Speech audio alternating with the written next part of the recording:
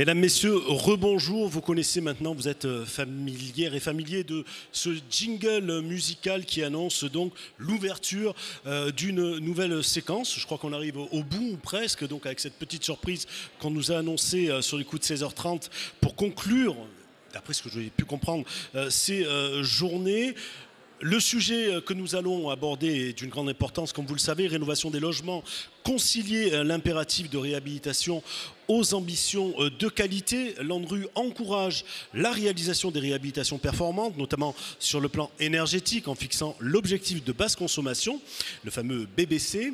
Ces rénovations prennent en compte de multiples enjeux liés à la transition énergétique pour des ménages précaires, de confort, de qualité de l'air intérieur et de santé, de poids carbone, des travaux avec l'utilisation de matériaux biosourcés ou issus du réemploi et désormais d'adaptation donc au réchauffement climatique. Un chantier complexe qui se déploie, qui plus est dans un cadre délicat où s'entremêlent contraintes économiques et complexités architecturales et urbaines, ce qui pose de ce fait un certain nombre de questions. Le durable est-il soluble dans l'agréable? Comment rénover pour rendre les bâtiments à la fois plus confortables et plus résilients? Quelles sont les difficultés rencontrées et les besoins d'accompagnement des maîtres d'ouvrage sur le sujet? Autour de moi, plusieurs intervenants pour répondre à toutes ces questions. Jessica Brouard-Masson, merci d'être là. Vous êtes directrice de l'expertise et des politiques publiques de l'ANA, c'est ça? Je ne me suis pas trompé. Antoine Desbarrières, directeur de l'association Qualitel. Guillaume Ginèbre, responsable de l'innovation sociale, de la stratégie et des partenariats à Action Tank Entreprise et Pauvreté, qui interviendra en duo, si j'ai bien compris, avec Anne-Laure Jauré, directrice de l'urbanisme et de l'habitat durable à la ville de Clichy-sous-Bois. Nicolas Mouillon, directeur maîtrise d'ouvrage, réhabilitation et construction à Paris Habitat. Et enfin Virginie Thomas, responsable du programme PUCA Réa au ministère du Logement. Antoine Desbarrières, c'est pas innocent si vous êtes tout de suite à ma droite, c'est parce qu'on va commencer par vous. Et je vais peut-être, pour vous faire réagir sur cette fameuse conciliation espérée entre durable et agréable. Est-ce que les deux concepts vous paraissent solubles, effectivement, l'un dans l'autre, et vous allez illustrer en plus votre propos par toute une série de slides sur l'observatoire, hein, c'est ça, les résultats du baromètre logement. Peut-on joindre le durable à l'agréable? Je vous laisse le temps de déplier votre raisonnement. Bonjour. Oui, alors, en fait, c'est pas moi qui vais vous répondre. C'est plutôt... Alors, je passe les slides, j'ai la zapette, je ne sais pas si ça fonctionne. Ce sont plutôt les Français qui vont répondre. Ça y est. Alors, bien sûr, on a été trop loin. Voilà. Ce sont plutôt les Français qui vont répondre.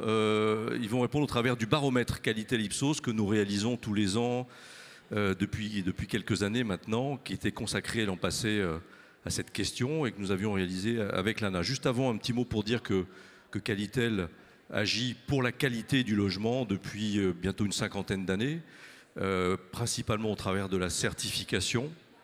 Donc on parlait tout à l'heure d'indicateurs, de demandes permettant de mesurer la performance environnementale, sociétale et économique. Donc la certification est un outil et qu'on intervient notamment, puisqu'on parle là de rénovation, beaucoup sur des programmes de rénovation en rue. Ce sont environ 20 à 30 000 logements qui sont tous les ans certifiés par Qualitel sous la marque NF Habitat ou NF Habitat HQE. Voilà, c'est dit. Mais pour dire qu'on est très, très actif sur ces sujets. Alors, les Français, donc, que disent-ils sur cette question? Peut-on joindre le durable à l'agréable? Donc, on les a d'abord... leur a demandé est-ce qu'ils considèrent leur logement comme durable. Vous voyez apparaître à l'écran, c'est suffisamment clair. Oui, pour 30% des cas. Et ce qui est intéressant, alors, on est là dans la dimension globale du durable, hein, c'est ce qu'on avait bien précisé.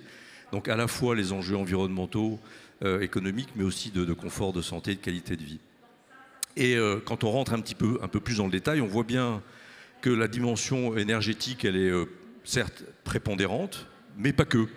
Pas que. Tout de suite derrière viennent des éléments qui contribuent à une véritable qualité de vie, à une qualité plus globale, plus multicritère du logement, en termes de qualité de l'air, bien sûr, en termes de confort d'été et d'hiver, voilà, plus généralement, confort acoustique, voilà, pour ne citer que cela, mais voilà, on est bien dans une vision beaucoup plus générale, et c'est intéressant de savoir que les Français ont cette perception. Et si on poursuit un petit peu, on leur a demandé si ils étaient prêts à faire des efforts en fait pour habiter dans un logement plus durable. Et là aussi, le résultat est intéressant parce qu'on va le voir sur ce slide et puis sur les 3 suivants. C'est que là, on interrogeait les propriétaires. Alors, je ne l'ai pas dit tout à l'heure, mais ce baromètre, il interroge entre 3000 et 5000 personnes tous les ans. Donc, c'est un échantillon très robuste qui nous permet vraiment d'avoir une vision complète hein, du panel des Français le plus généralement possible sur tout type d'habitat. Et donc oui, ils sont prêts, les plus jeunes certes, les un petit peu moins jeunes aussi, là c'est eux qui culminent, bien sûr bon, quand on se rapproche, quand on devient plus senior, peut-être un petit peu moins, on passe au-dessous de la moyenne nationale. Mais un effort pour rénover, aussi un effort pour changer de logement.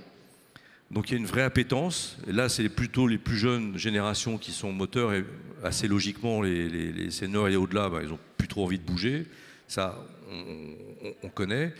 Faut que je fasse attention parce que moi, dans quelques mois, je passe le cap là. Ouais, donc, et puis, habiter dans un logement plus durable, ils sont aussi prêts à payer un peu plus cher. Aussi, c'est une notion qui est intéressante. Donc tout ça nous laisse penser qu'on peut concilier et on peut joindre le dur à l'agréable. Il y a une vraie appétence. Alors, encore un slide pour résumer un petit peu tout cela et pour dire que cette notion de durable, elle fait bien pour les Français. Elle est bien à la fois sur les aspects de confort et de qualité de vie et à la fois sur les aspects, les enjeux environnementaux. On a bien cette double perception.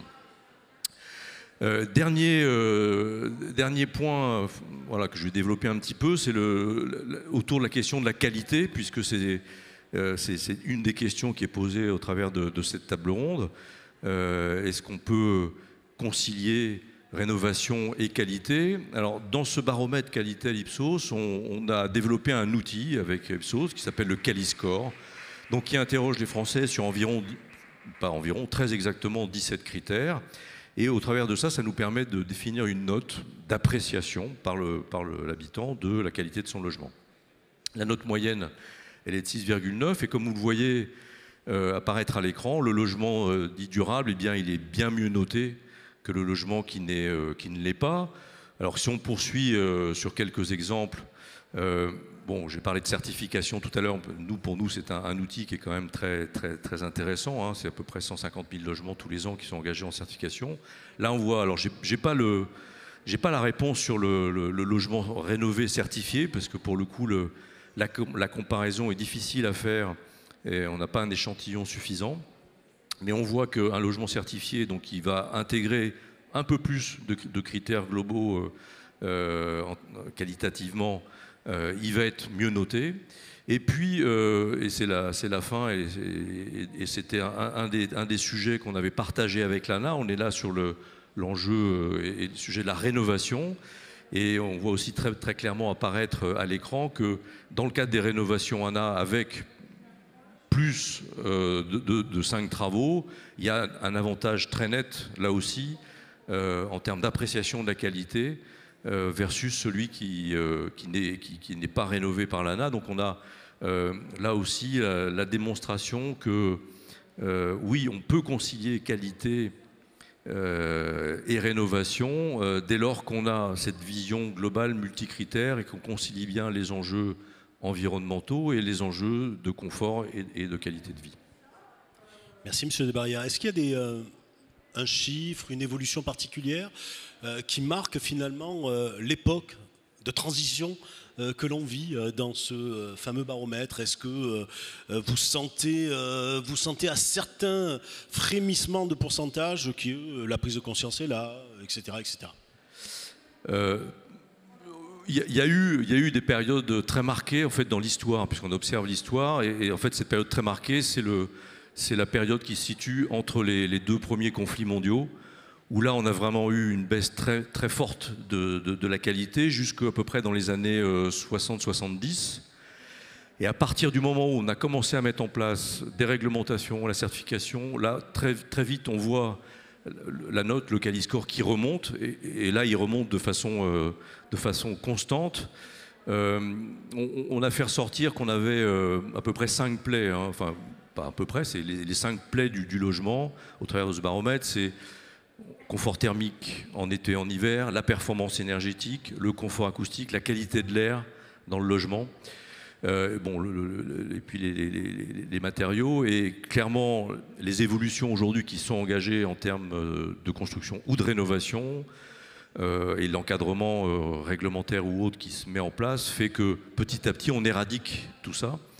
Voilà, donc la note augmente très sensiblement. On était tombé dans l'entre-deux-guerres dans des notes de à peu près 5 et quelques sur ce Quali-score. Et là, on est plutôt sur 7, 7,9, même au-delà. Voilà. Donc oui, la courbe là, et la pente est constante et dans le bon sens. Très bien, merci Monsieur Barrière pour ces premiers propos. On reviendra vers vous un peu plus tard dans ce débat. Peut-être Virginie Thomas, un petit commentaire sur ce baromètre. De quelle manière vous l'appropriez, vous, dans votre quotidien professionnel? Qu'est-ce qu'il vous indique? Alors, nous, on se place dans un contexte un peu particulier qui est celle de l'expérimentation, mais allier la performance et la qualité, on a quand même quelques pistes qui se dégagent dans le cadre du programme REA. Ah, voilà. Et voilà. Non, c'est ça? C'est bon? Oui, très bien. Donc quelques mots de rappel, mais assez brefs, hein, sur le programme national d'expérimentation REA, qui est porté par le PUCA, Plan Urbanisme, Construction, Architecture. L'ANRU est évidemment partenaire depuis l'origine du programme, qui est porté en partenariat avec l'USH notamment. Et ce programme, en fait, qui est un petit peu ancien, il s'est fondé sur ce qui était alors une intuition, qui est devenue aujourd'hui une évidence. C'est celle qu'il existe des scénarios alternatifs aux stratégies qui sont orientées ou mono-orientées thermiques, ou orientées démolition-reconstruction. Avec un fil rouge qui, à l'époque, nous animait en se disant finalement, il faut peut-être qu'on aille vers un nouveau cycle de vie des bâtiments, qu'on passe de ces stratégies techniques qui sont lissées sur une quinzaine d'années à un nouveau cycle de vie. Parce qu'on avait l'intuition à l'origine qu'il y avait une logique économique qui était un tout petit peu plus pertinente et puis un bilan environnemental qui était inévitablement beaucoup plus favorable, même sans avoir fait de calcul sur l'énergie grise ou sur les matériaux.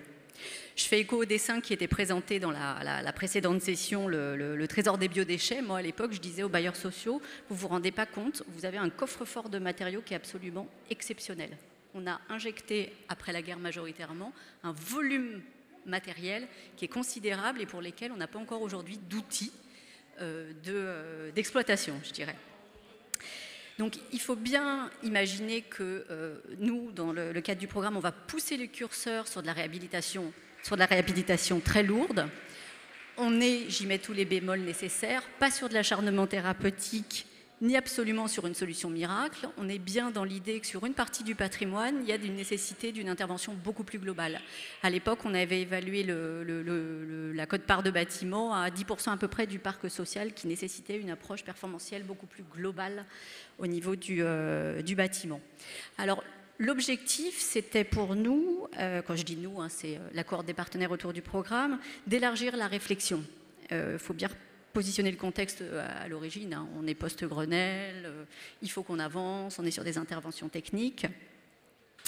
Et finalement, on arrivait assez mal à conceptualiser cette intervention, donc on avait baptisé ça, on va faire du neuf avec du vieux, ce qui finalement, mieux dit, signifie repartir sur un cycle de vie beaucoup plus large. Dans cette perspective-là, on avait monté une étude économique qui a eu pour premier effet de montrer qu'il nous manquait des outils de financement, un outil économique, puisque l'ensemble des prêts était profilé sur 15 ou 25 ans majoritairement, et c'est le prêt à l'amélioration 25 ans qui a été reprofilé sur 35 ans et qui a permis justement de pouvoir tester dans la vraie vie les opérations de réhabilitation lourdes. Il y avait un enjeu majeur pour les bailleurs sociaux, mais je ne vais pas défrisser le sujet, qui était de pérenniser les investissements, puisque avec des niveaux de réendettement sur 35 ans, il fallait mieux effectivement s'intéresser à des solutions globales et de qualité. Alors pour rebondir sur votre question, nous on n'avait pas un référentiel en tant que tel comme peut le mettre en place Qualitel, mais on suivait un fil rouge qui regroupe toutes les composantes qui concourent à la qualité globale d'une réhabilitation globale. Donc évidemment, toutes les questions d'intégration urbaine, de qualité architecturale, de qualité d'usage, dont on ne parlait pas tant que ça à cette époque. Tout ce qui a trait à une performance maîtrisée, hein, qu'elle soit sur les dimensions environnementales, énergétiques ou techniques, la viabilité économique et sociale, et puis aussi une gestion raisonnée, mais ça, on y reviendra. Toutes ces dimensions sont explorées dans des appels à propositions. Là, c'est la couverture de la 3e session. Là, je vous ai mis sur le slide. On sollicite des équipes de conception-réalisation, puisque notre objectif, c'est bien de maintenir la performance globale de ces opérations, afin de créer un vivier de compétences et d'équipes mobilisables par les maîtres d'ouvrage publics ou sociaux. Donc le programme, il fonctionne de manière plutôt dynamique. Je fais toujours ce petit schéma parce que sinon on comprend assez mal le fonctionnement pour passer de l'expérimentation à la mise en place des chantiers, aux questions qui sous-tendent et puis à toute la dynamique partenariale qu'on met en place avec les réseaux. Nous, notre objectif, c'est de développer des solutions qui sont innovantes, évolutives et bas carbone, accompagner les maîtres d'ouvrage dans le lancement de ces opérations. On fait évidemment dans la tradition du PUCAL l'évaluation des chantiers, développer des outils. Alors, il ne faut pas se leurrer, il y a beaucoup de choses qui existent. On a aussi énormément de trous dans la raquette parce qu'à pousser les curseurs sur des opérations de réhabilitation lourdes, on se rend compte qu'en fait, il nous manque des outils parfois assez... de nature d'ailleurs très différente. Lesquels, forcément, vous me tendez la perche. Je vais vous en parler après. Et puis évidemment, nous, notre objectif, hein, c'est de mettre en place un réseau un peu interdisciplinaire, puisqu'on parlait de globalité, de nouvelles pratiques partenariales. Donc on se rend compte que sur ces opérations globales, il faut assembler un certain nombre de partenaires. On avait poussé les curseurs encore un petit peu plus loin dans REA 3, puis je vais vous montrer les chantiers en cours. Il fallait évidemment poursuivre la transition environnementale, hein, c'était majeur. Et puis il fallait aussi construire plus, parce qu'on s'est rendu compte après les premières opérations qui ont été mises en place que finalement la densification ou le construire plus, c'est un levier financier de l'équilibre du montage économique des opérations. Intuitivement, ça paraît simple, d'un point de vue beaucoup plus opérationnel, c'est nettement plus compliqué. Alors peut-être quelques éléments, mais pour vous interroger sur les basculements de monde finalement. C'était assez flagrant sur la 3e session de REA 3, puisque globalement la majorité des équipes ont travaillé avec des systèmes préfa, avec des matériaux biosourcés, avec des propositions qui traitent toute l'approche des ambiances et notamment de la qualité de l'air assez remarquable, des stratégies de gestion des eaux, des différents types d'eau, une grande approche très intéressante sur la maîtrise des déchets de chantier, qui était déjà à l'œuvre dans les premières opérations, et puis toute une stratégie finalement de diversification de l'offre pour être plus en adéquation avec la demande par le biais de ces questions de densification et de restructuration des bâtiments existants. Alors concrètement, ça donne quoi ? Je vous ai mis un petit panorama des opérations qui sont réalisées, où on voit quand même que l'agréable est assez prégnant dans les opérations. C'est des opérations qui atteignent les performances environnementales et énergétiques à minima du BBC Réno, mais souvent du neuf. Donc on est sur des opérations tellement lourdes qu'on arrive à upgrader les bâtiments jusqu'à des performances neuves. Bon, vous le voyez, il y a des créations d'extérieur, il y a des agrandissements de séjours. On est souvent dans le cas de bâtiments qui étaient monotypologiques et dans lesquels on avait des séjours assez exigus, 14-15 mètres carrés. Aujourd'hui, les bailleurs, ils n'arrivent plus du tout à commercialiser ces opérations-là. C'est souvent des bâtiments qui sont assez étroits, donc on peut venir un petit peu dilater pour recréer une nouvelle enveloppe, ce qui est souvent une opportunité structurelle dans le cas de pas mal de bâtiments. La mise en accessibilité, qui est devenue inévitable, et qui est souvent l'opportunité de pouvoir restructurer quelques logements. Il ne faut pas non plus oublier que ces travaux qui sont extrêmement lourds, hein, le curseur financier, on l'a aussi poussé, hein, on est sur des opérations à plus de 50 000 € au logement. Il ne faut pas oublier que les bailleurs ont une marge extrêmement réduite, ne serait-ce que pour l'augmentation des loyers. Donc certains ont mobilisé la 3e ligne de quittance, pas tous. On est souvent sur des opérations malheureusement en dehors des scopes de l'ANRU, et pour lesquels les bailleurs ont assez peu de marge. Alors moi j'ai toujours eu une pensée émue pendant la période Covid pour les habitants là, de l'opération à Coulommiers devant, puisque le bailleur avait pris un positionnement particulièrement singulier qui avait dit qu'il faudra mettre 15 à 20 mètres carrés de terrasse, on est à côté de Toulouse, pour chacun des logements de l'opération. Je peux vous dire que moi dans mon clapier parisien j'ai beaucoup pensé à eux. D'accord, bon, bah, très bien. Alors rapidement, quelques opérations. Là, on est à Vorep, alors un cas un peu singulier. Le quartier Bourvieux, c'est 25% des habitants de la ville de Vorep. On n'a pas réussi à inscrire dans l'ANRU. Du coup, l'opérateur Pluralis a amené une opération en 3 tranches. Sur 334 logements, il a, vous allez voir, je crois, dans la suivante, voilà, il a amené la première tranche là, que vous voyez dans la première photo tout en haut à gauche. Aujourd'hui, on n'a pas de budget pour la tranche 2 et 3. Ça pose la question aussi des stratégies d'intervention. Ces opérations qui ont été montées en conception-réalisation, qui ont fait face à la problématique d'amiante. D'une manière générale, dans les opérations qu'on voit, nous, la problématique amiante, c'est 10% du montant total des travaux sur des opérations entre 10 et 20 millions d'euros de travaux. Ça donne un petit peu une idée. Il y a eu dans cette opération-là un cadre relogement.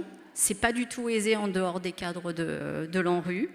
Et puis il y a plein de choses très intéressantes, notamment une opération qui a été menée en BIM de A à Z, qui a fait l'objet d'expérimentations sur site, notamment même avec les ouvriers, sur des développements de logiciels.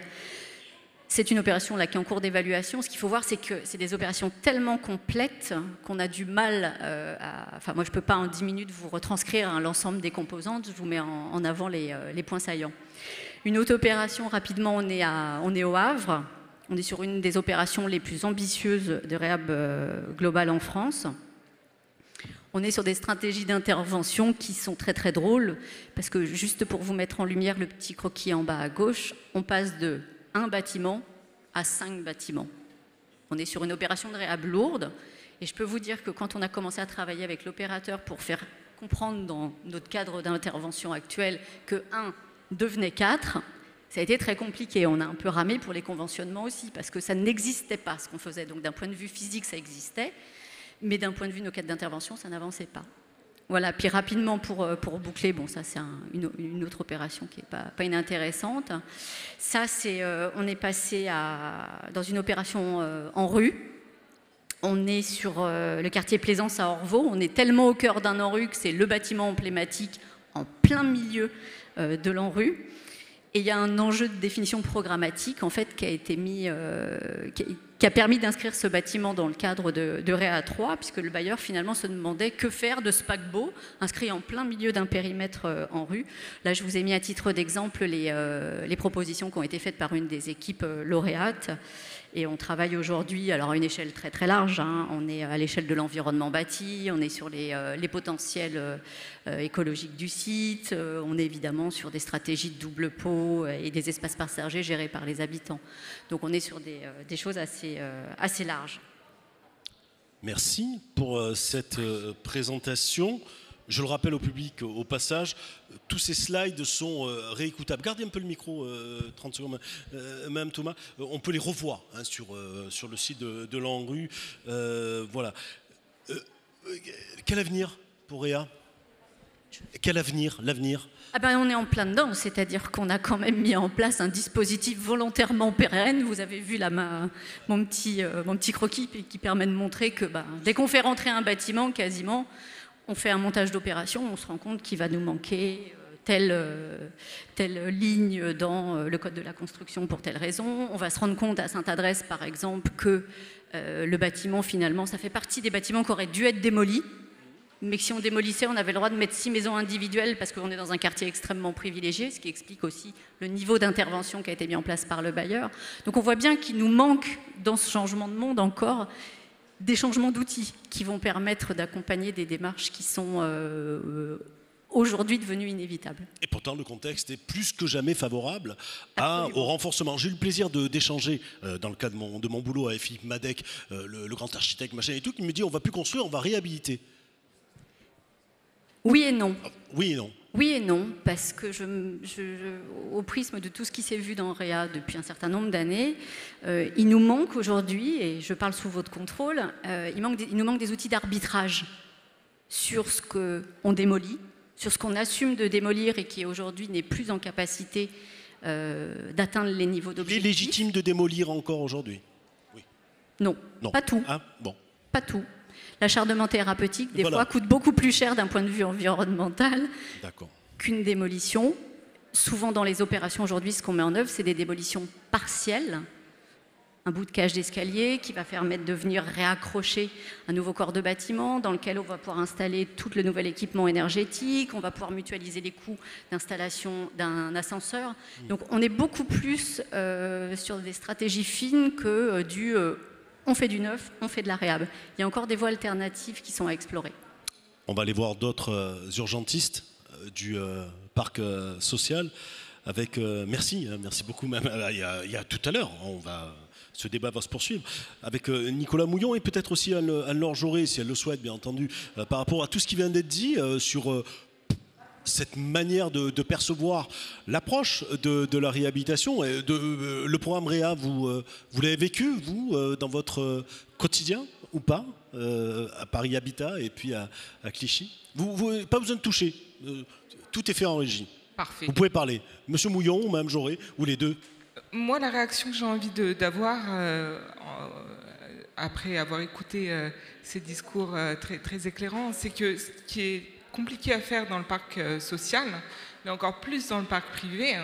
Aujourd'hui, effectivement, Lana, à côté de moi, vous le dira tout à l'heure, mais on a des outils et des partenaires qui sont quand même solides, qui sont seuls à décider.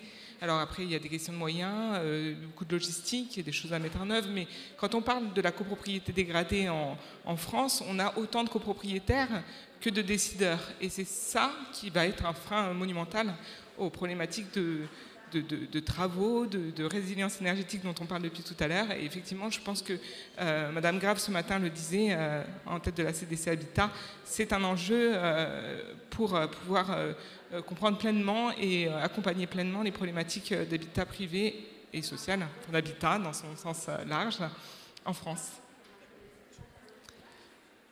Oui, bah, du coup d'abord sur cette intervention sur la présentation. Et ensuite je vous laisse dérouler vos slides et mais je présenterai plus tard. Voilà. Ok. Au quotidien, moi ce que je constate, c'est que pour chaque projet, on se pose la question de la réhabilitation ou de la démolition. Et donc ce que vous évoquez, je le vis tous les jours. Avec des projets pour lesquels on va avoir effectivement, on va constater qu'on arrive au bout de la capacité du bâtiment à pouvoir se prolonger et se reprojeter surtout vers l'avenir. Et donc, dans ces cas-là, effectivement, on va vers des démolitions. Mais avant de choisir la démolition, c'est certain, aujourd'hui, on se pose la question quand même jusqu'au bout de savoir ce qu'on va pouvoir, comment on va pouvoir transformer le bâtiment. Donc ça peut être de la réhabilitation, mais ça peut être aussi de la transformation vers d'autres usages. Et du coup, j'y reviendrai tout à l'heure. Aujourd'hui, dans nos projets, la question des usages et de l'évolution des usages se situe vraiment au cœur. Évidemment, avec les questions environnementales, on va en parler, mais on remet chez Paris Habitat la question des usages en première ligne.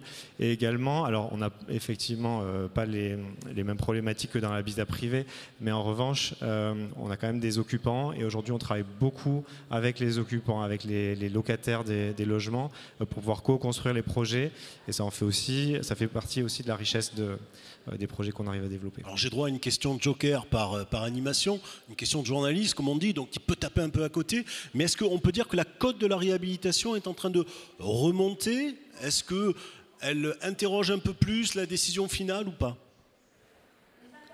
Aujourd'hui, dans notre programmation chez Paris Habitat, on a une programmation sur la réhabilitation qui est bien plus importante que l'offre nouvelle. Mais qui est plus importante qu'il y a une certaine époque? Ah oui, évidemment. Après, on a du coup une spécificité, c'est qu'on est principalement implanté sur Paris. Je vais peut-être d'ailleurs commencer tout de suite la présentation. Déroulez votre... voilà, donc c'est Nicolas Mouillon qui va parler, juste pour poser un peu les termes de votre intervention. Quelle stratégie de gestion du patrimoine avez-vous mis en place? Quelle en est l'approche qualitative, architecture, performance énergétique, confort des logements, intégration urbaine? Et est-ce que vous pouvez éventuellement porter un focus sur l'opération de la tour des Poissonniers dans le 18e arrondissement, qui coche beaucoup de cases que l'on vient d'évoquer? Absolument. Alors je voulais commencer par effectivement faire un focus sur la cartographie du patrimoine Paris Habitat.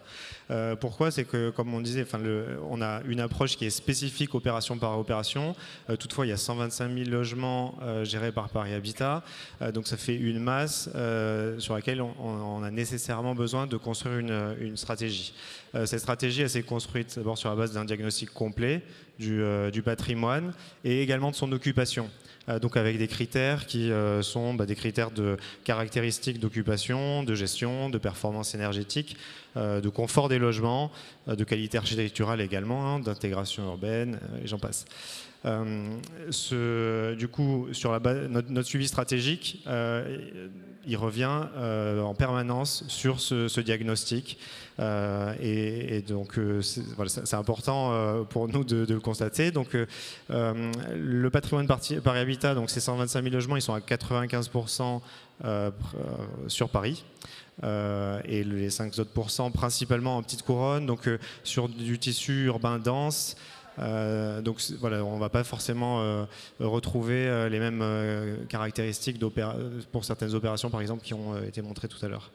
La date de construction est aussi importante, puisqu'on a des patrimoines qui ont été construits au XVIIIe siècle jusqu'à aujourd'hui, d'ailleurs certains au XVIIe siècle, avec une concentration très forte des bâtis construits dans les années 20-30, et puis également autour des années 60. Pour vous donner l'âge moyen du patrimoine, on est sur plus de 75 ans, avec 34% des résidences qui ont été construites avant 1948. Donc la particularité également de Paris Habitat, c'est d'avoir un patrimoine dit HBM, donc habitation bon marché, qui sont répartis sur une ceinture qui couvre les arrondissements périphériques de Paris.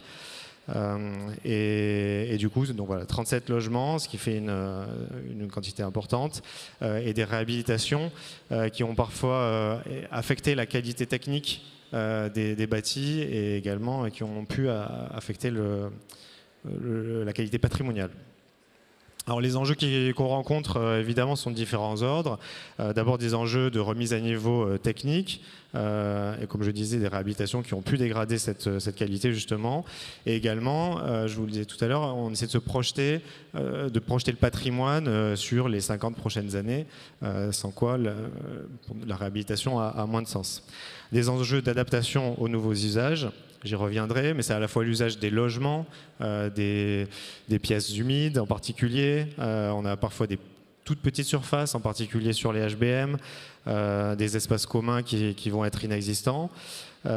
Et également, du coup, réinterroger justement l'usage de ces communs, les besoins, voire réinterroger la manière dont le rapport du bâtiment à la rue.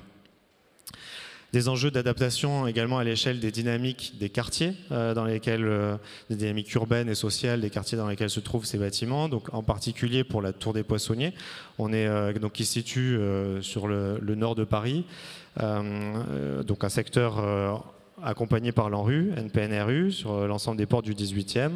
On a également d'autres secteurs sur lesquels on a des dynamiques urbaines et sociales, des problématiques urbaines et sociales qui sont importantes à l'échelle de quartier et sur lesquelles on doit travailler en partenariat avec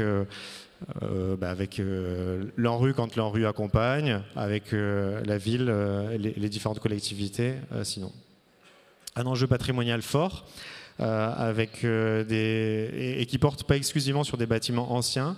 Aujourd'hui, la Commission du Vieux Paris s'intéresse de plus en plus à des patrimoines des années 60, sur lesquels on porte aujourd'hui un regard, je pense, différent du regard qu'on portait il y a encore quelques années.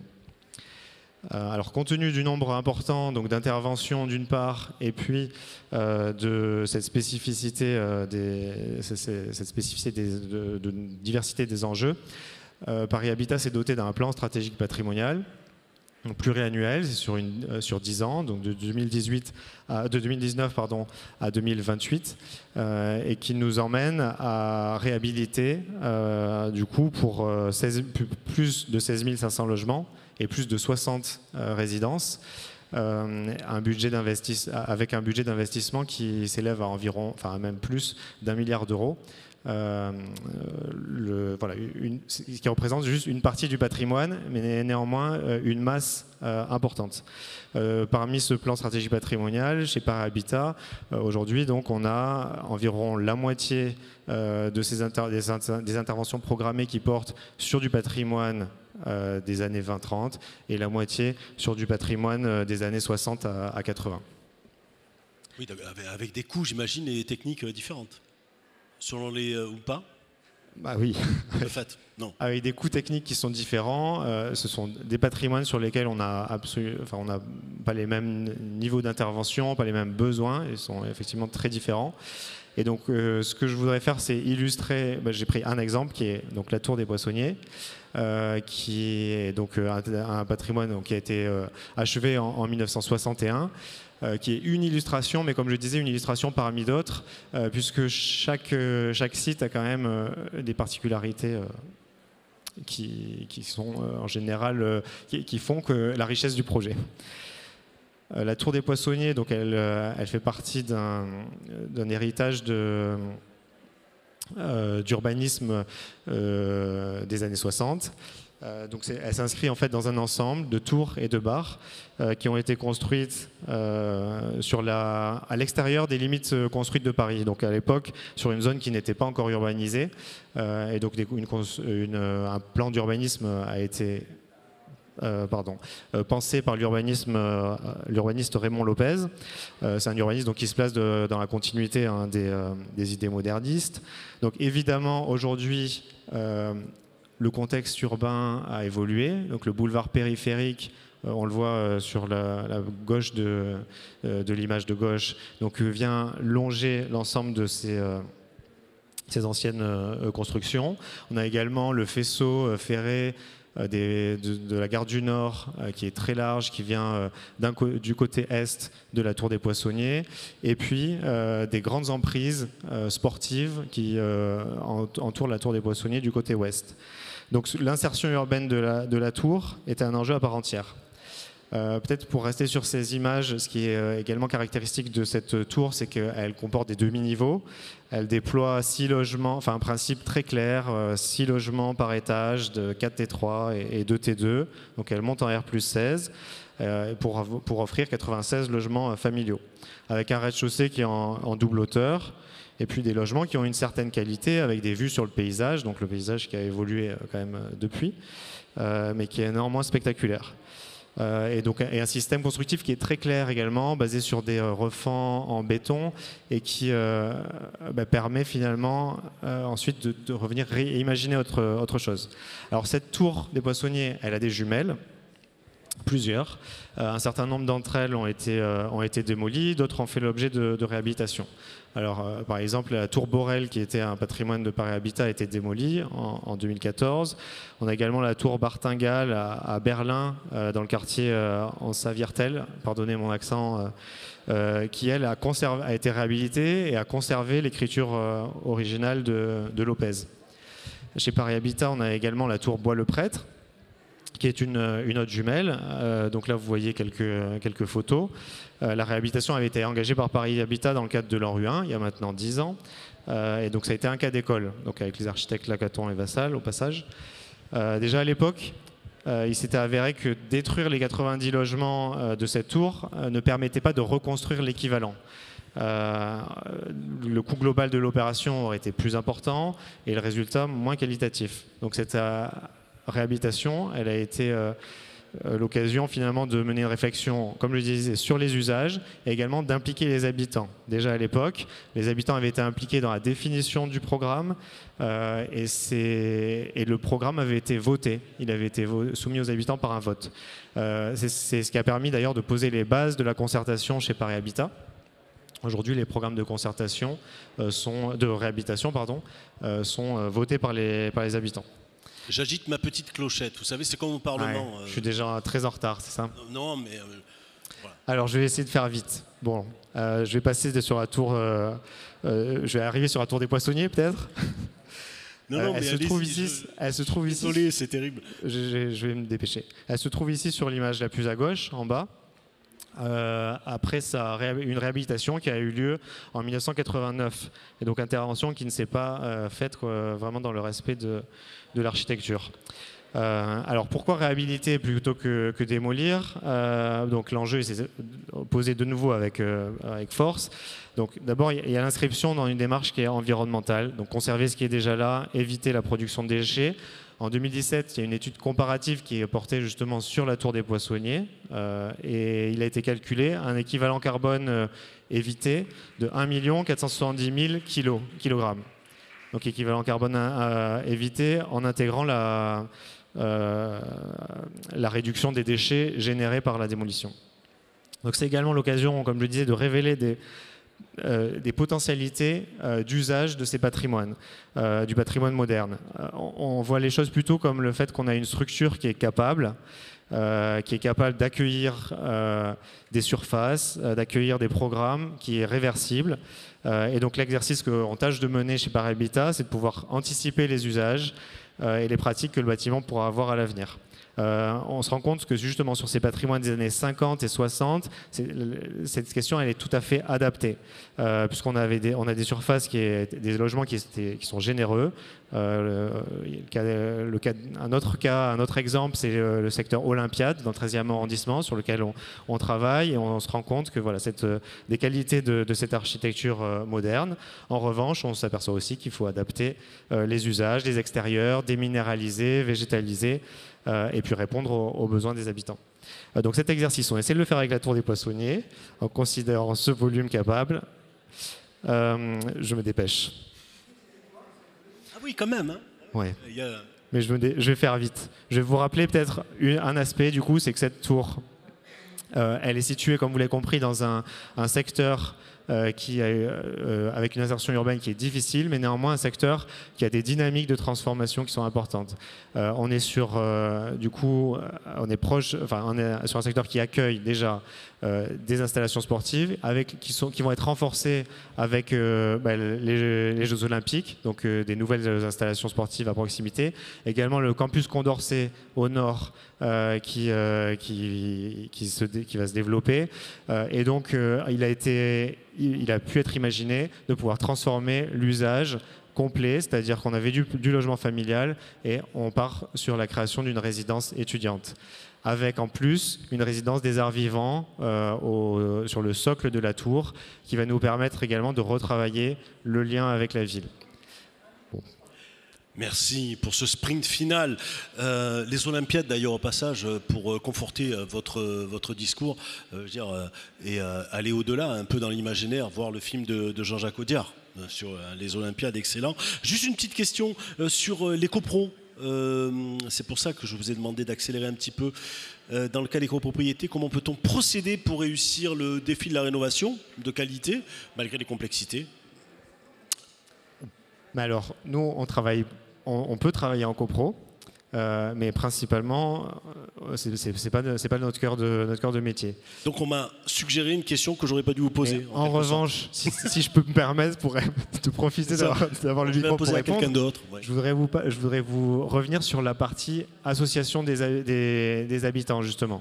Ce projet, pour nous, c'était aussi l'idée d'en faire un emblème et d'en faire un projet expérimentateur. D'ailleurs, à propos, on a été retenu dans le cadre de l'AMI engagé pour la qualité du logement de demain. Et ce qu'on a voulu pousser, c'est la démarche de co-conception et co-construction. Et ça a commencé dès le départ par la procédure de sélection des maîtres d'œuvre. On a choisi d'aller sur un dialogue compétitif pour pouvoir ouvrir le programme et pour pouvoir s'ouvrir à des idées qui viennent l'enrichir. Et on a suivi derrière par la mise en place d'ateliers de concertation et co-conception avec des étudiants, des chercheurs, des jeunes actifs qui ont été interrogés, qui ont participé à des ateliers sur la base de différents objets du programme. Et enfin, on a de la recherche-action qui est menée, puisqu'on a dans l'équipe le groupement qui est piloté par l'AUC, on a un laboratoire de sociologues, le LASUR, qui est associé à l'EPFL, qui travaille sur le projet. Très bien, merci beaucoup Nicolas Mouillon pour votre intervention. On poursuit avec Guillaume Ginèbre d'Action Tank Entreprise et Pauvreté et donc Anne-Laure Jauré de la ville de Clichy-sous-Bois.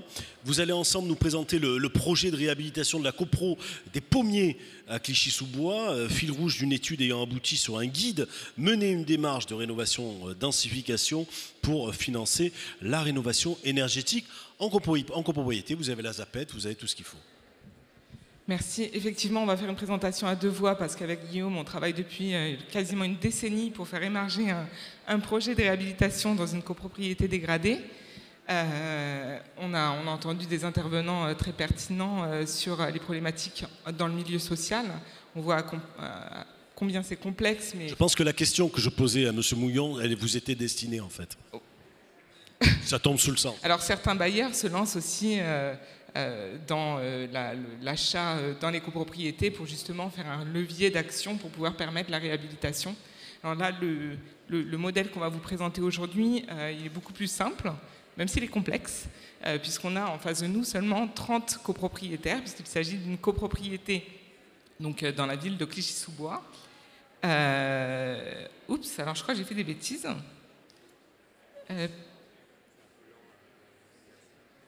Alors.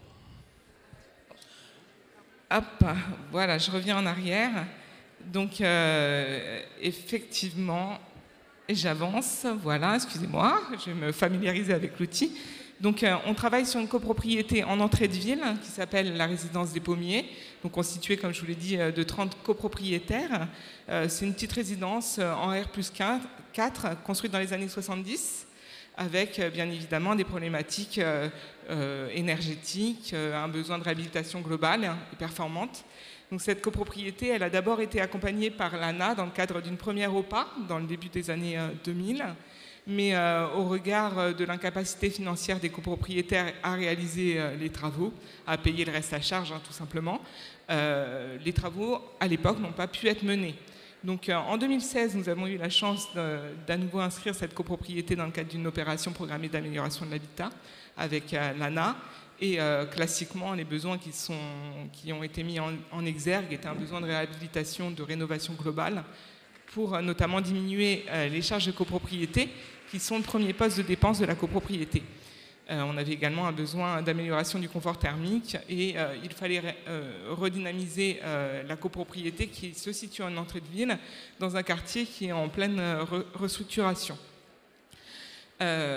Donc à la lumière de ce diagnostic, dans le cadre de l'OPA, nous avons vu que le besoin en travaux était très, très cher puisqu'il s'élevait à 50 000 € par logement.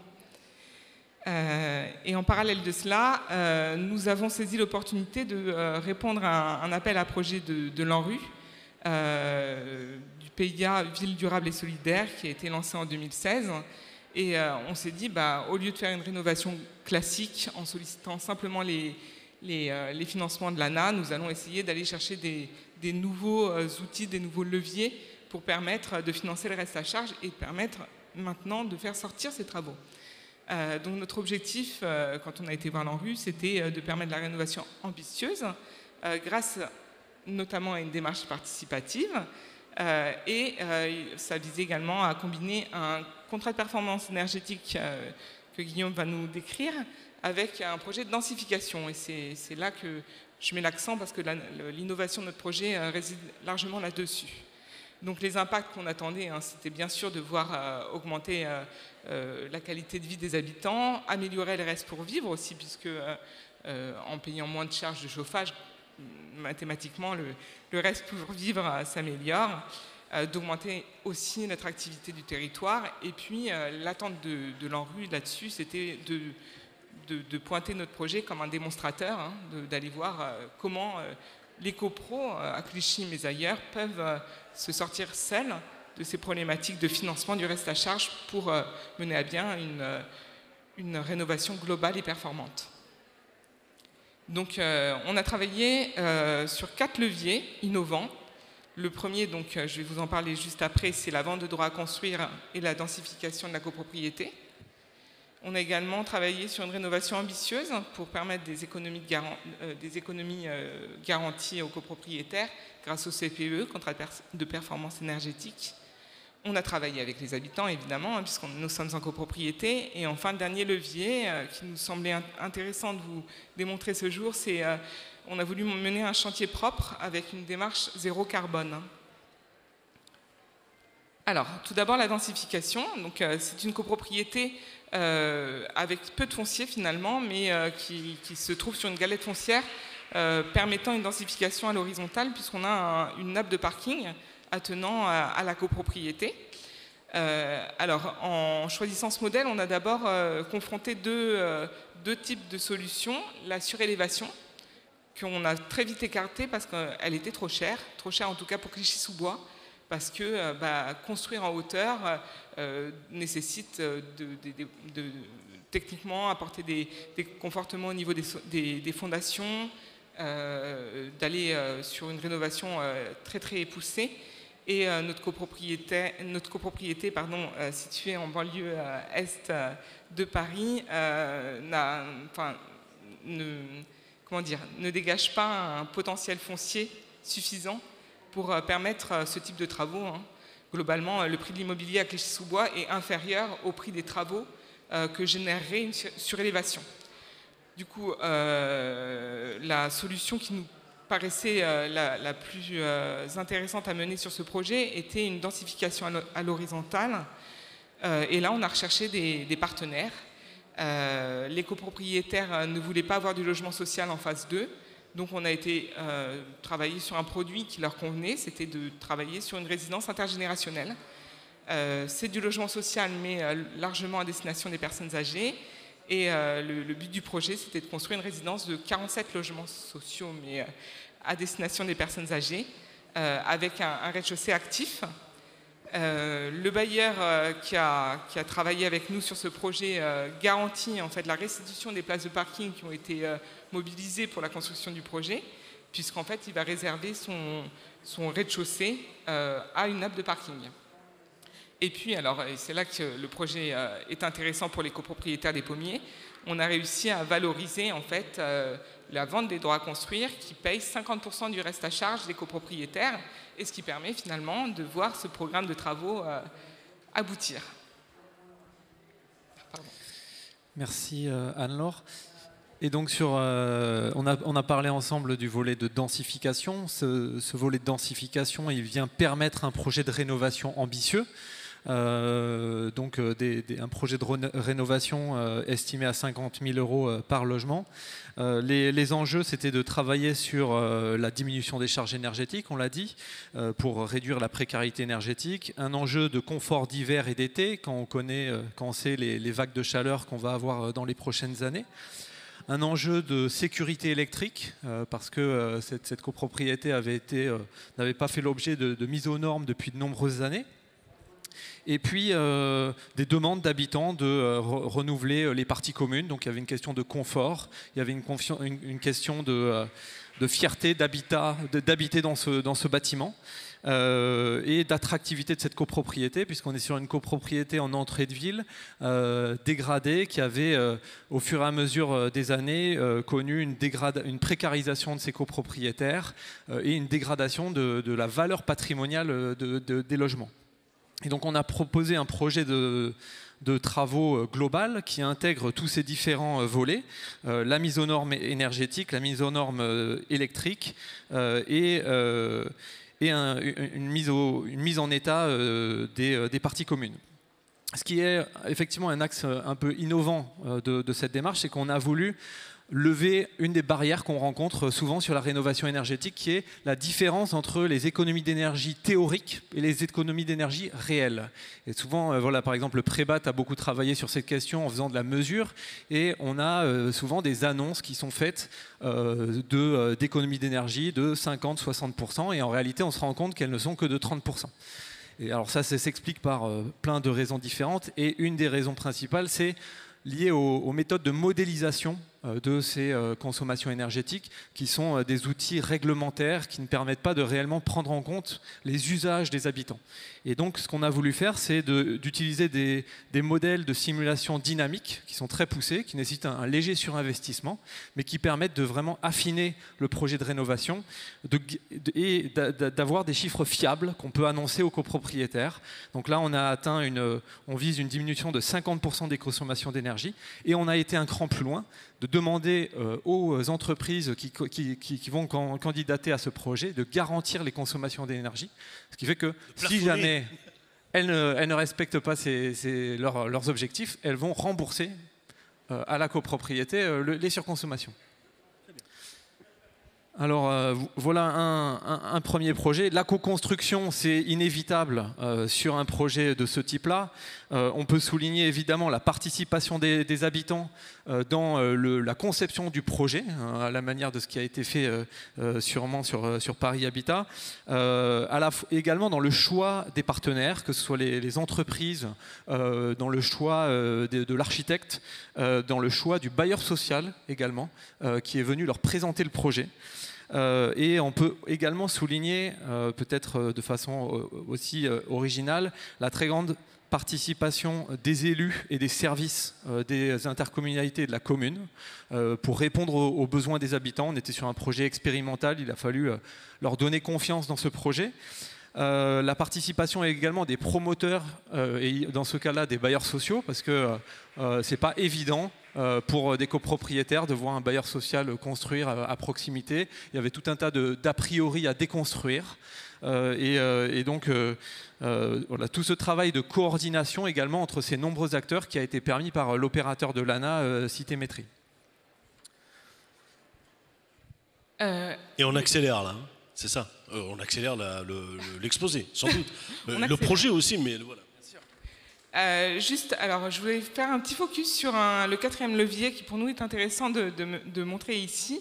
On parle de rénovation globale et performante, mais dès lors qu'on s'intéresse au chantier, il est peut-être intéressant également d'aller regarder ce qui se passe au niveau de la consommation énergétique du chantier lui-même. Et nous, on s'est fait, donc on a pris attache auprès d'une association qui s'appelle RQE, qui nous permet de garantir aux copropriétaires de réaliser un chantier zéro carbone. Donc on verra ensemble qu'un chantier n'est jamais zéro carbone, mais notre objectif est de compenser les émissions de gaz à effet de serre in fine dans la plantation d'arbres, puisque le bilan de notre opération sera toujours positif en termes d'émissions carbone. Mais avant d'arriver à ce bilan, l'association vient nous accompagner pour travailler en amont de la réalisation du chantier et donc d'essayer de trouver les économies les plus criantes pour ne pas émettre trop de gaz à effet de serre. Donc ça veut dire limiter les fret, limiter les matériaux qui viennent de loin, avoir une organisation raisonnée du chantier, ce qui nous paraît quand même hyper important aujourd'hui. Par exemple, d'autres petites actions qu'on va mener au sein de ce chantier, c'est de limiter les pollutions des eaux. Par exemple, alors je vous donne c'est anecdotique, mais c'est peut-être intéressant d'illustrer cela, mais en utilisant des stations de lavage pour pinceaux, puisqu'on sait que quand on lave des pinceaux de chantier, ça génère beaucoup de consommation d'eau. Voilà, donc on s'attache vraiment à travailler sur la consommation de gaz à effet de serre pendant le chantier, en amont et après. Et peut-être pour clôturer cette présentation de ce projet, finalement l'ambition de l'ANRU de nous soutenir dans le cadre de ce projet, c'était non seulement de réaliser une rénovation exemplaire, participative, innovante, mais également d'en tirer des enseignements en vue de réaliser d'autres projets de ce type-là, pour que des collectivités, des opérateurs, des architectes puissent mettre en place cette méthode qui peut être réalisée sur bien d'autres copropriétés. Les grands apprentissages, c'est la question de l'articulation des projets de rénovation et de densification. Si on ne fait pas de rénovation, évidemment, il n'y a aucun promoteur ou bailleur social qui voudrait venir densifier. Inversement, s'il n'y a pas la densification, la rénovation ne se fait pas, on va juste faire un ravalement de façade. Donc ça veut dire un travail de mise à plat du calendrier pour comprendre l'interfaçage entre ces deux projets et un travail de communication d'être très clair aux différentes parties prenantes, à chaque étape, de façon pédagogique. Deuxième apprentissage, c'est la question de la simplification. Évidemment, on est en train de parler d'un projet complexe, mais donc il ne faut pas surcomplexifier, notamment sur les enjeux juridiques qu'il peut y avoir. Il faut parler de façon simple aux copropriétaires, mais de façon transparente en même temps. Donc, pas trop simplifié, parce qu'ils veulent être au courant. C'est eux qui sont propriétaires de leur logement, ils ont leur mot à dire, c'est eux qui vont prendre la décision, mais en même temps, il ne faut pas trop complexifier. La question de l'efficience, on a envie souvent de faire plein d'études pour vérifier tous les aspects d'un projet avant d'appuyer sur un bouton et dire c'est parti. Là, ce qu'on a appris, c'est qu'il fallait vraiment faire les choses étape par étape, progressivement, et faire des petites études qui coûtent finalement peu cher et qui nous permettent d'évaluer un potentiel de densification. Et si on voit que c'est pertinent, alors on peut continuer à avancer. Et enfin, la question de l'expertise, parce que évidemment, pour faire un tel projet, on a besoin de professionnels qui sont responsables, qui peuvent nous accompagner le projet dans la durée. Et donc, ce serait dommage que, par exemple, on sélectionne une entreprise qui fait faillite au milieu du chantier et qui pourrait remettre complètement à plat un tel projet. Donc, voilà les différents enjeux. Et je vais m'arrêter là, mais on va faire un guide. Enfin, un guide va paraître dans le guide d'ici un mois ou deux. Et on va faire un webinaire de restitution de tout cet apprentissage et qui explique étape par étape comment architecte, promoteur, collectivité locale, bailleur peut mettre en place ce type de démarche sur des copropriétés en France. En 24 secondes, 10 ans, c'est ça le projet. Comment tenir les habitants dans cette attente longue? Alors, c'était les premiers, je pense, à être réticents quand on est arrivé, en leur montrant qu'on allait proposer autre chose qu'une réhabilitation classique. Ils ont voulu être assurés. Donc, nous, on a été constants. On est là depuis 10 ans, Guillaume et moi, à mener ce projet. Ça les rassure aussi d'avoir des structures politiques, associatives qui sont là. Ils ont été patients aussi. Pardon ? Les habitants aussi ont été... Ah oui. Non, mais c'est vrai que c'est un partenariat de longue date et en fait, c'est des preuves à mener. On a fait aussi des visites sur site avec eux. On était vraiment à se remonter les manches avec eux et ça les a rassurés. Voilà, c'est comme ça qu'on arrive à créer la confiance, je pense. Et c'est là qu'arrive à... Et bien sûr, le webinaire, il est pour bientôt. Le guide, un peu plus tard. On prend le temps de mûrir cette expérience. Il n'y a aucun problème, mais vous aurez la possibilité de l'annoncer. Merci pour cette intervention dans cette table ronde décidément trop riche pour tenir dans 1h30. On va terminer avec vous, Jessica Brouard-Masson, directrice de l'expertise et des politiques publiques à l'ANA. Quels sont les dispositifs de l'ANA mobilisables pour répondre à tous les sujets que l'on a abordés? Là aussi, je vous demande un énorme effort de synthèse, comme ça on va voir après avec le public s'il a 2-3 petites questions complémentaires à nous poser. Pas de souci pour être assez synthétique. Je voulais simplement ressouligner que le périmètre d'intervention de l'ANA, c'est l'immobilier du parc privé. La spécificité de notre agence, c'est d'aider les propriétaires à financer la réhabilitation de leur logement. Donc dans le parc privé, ça va être de la maison individuelle, ça va être de la copropriété. Et du coup, grande spécificité que Madame Jarret et Monsieur Ginevre ont souligné, c'est que des propriétaires particuliers ne sont pas maîtres d'œuvre, ne sont pas maîtres d'ouvrage. Et se lancer dans des travaux de réhabilitation, parfois même simplement un changement de chaudière, ça peut être extrêmement compliqué, extrêmement lourd pour les ménages, d'autant plus quand on a affaire à des ménages modestes et très modestes. Donc très rapidement, redonner aussi l'ensemble des champs d'intervention de l'ANA. On intervient à la fois sur les questions de rénovation énergétique, de lutte contre l'habitat indigne, en copropriété, la perte d'autonomie également, on facilite l'adaptation des logements à la perte d'autonomie et au handicap. On a des dispositifs qui permettent aussi d'accompagner le volet social du parc privé. Et puis, quelque chose un petit peu à part au sein de l'ANA qui porte sur l'humanisation des centres d'hébergement d'urgence. Dit comme ça peut paraître un petit peu compliqué, mais c'est tout simplement la réhabilitation des centres d'hébergement d'urgence. Ce que je voulais rappeler aussi aujourd'hui avec vous, c'est que depuis 4 ans maintenant, avec un certain nombre de partenaires, l'ANA porte le plan initiative copro, donc l'ANRU intervient dans le cadre de ce programme avec nous, la CDC Habitat, l'USH, Procivis également. On a mis en place une boîte à outils pour permettre aux collectivités d'amorcer une stratégie et de se lancer et d'accompagner du coup le redressement, la prévention, la transformation des copropriétés.